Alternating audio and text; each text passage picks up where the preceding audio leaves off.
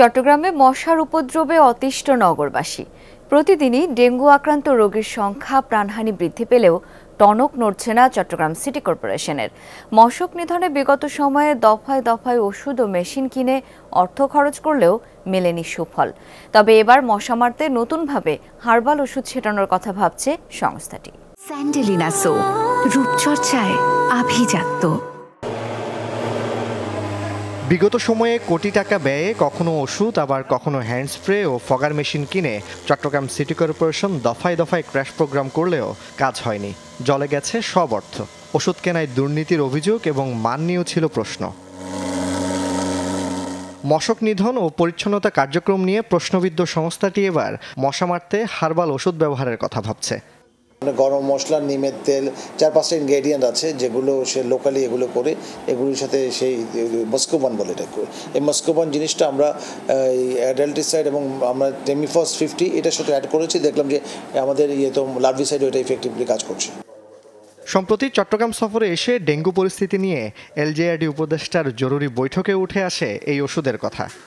আয়ুর্বেদিক একটা কিছু টার্জেন্ট বা আপনার ওই কম্পোনেন্ট দিয়ে এই মশার ওষুধ ব্যবহার করা হচ্ছে এবং তাতে দেখা যাচ্ছে যে খুবই এফেক্টিভ। ওষুধ নিয়ে আর ওই কেলেঙ্কারিটা হবে না।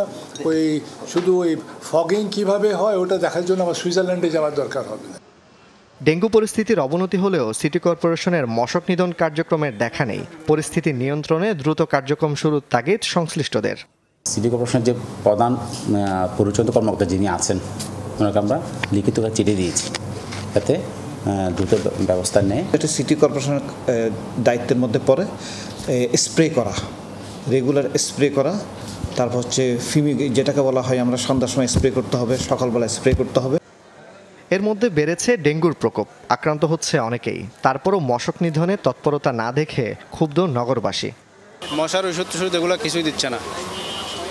আমাদের বাসার আশেপাশে অনেক মশা, ড্রেন অপরিষ্কার অপরিচ্ছন্ন।